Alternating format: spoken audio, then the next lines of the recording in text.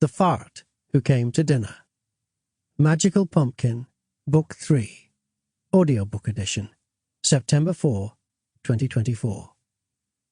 Written by Rodney Evans. Narrated by Mack.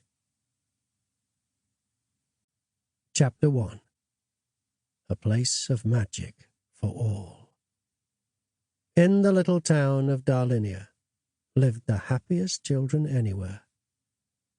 While every other place was freezing, Darlinia was having another warm, sunny day.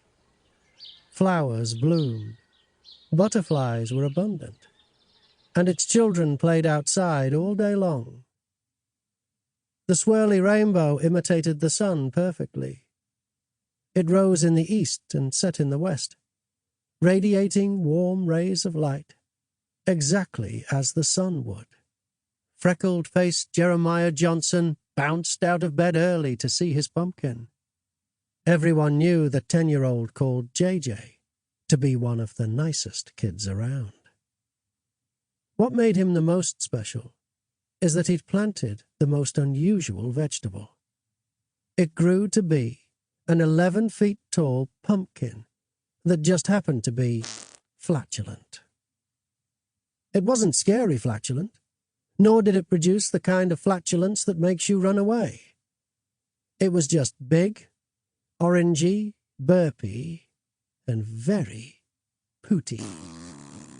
The worst thing you got from this pumpkin was flatulence that would make you giggle.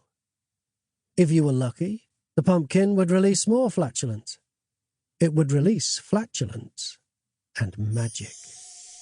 If you were really lucky, the magic would grant you or someone something dreamed of, asked for, or even wished for.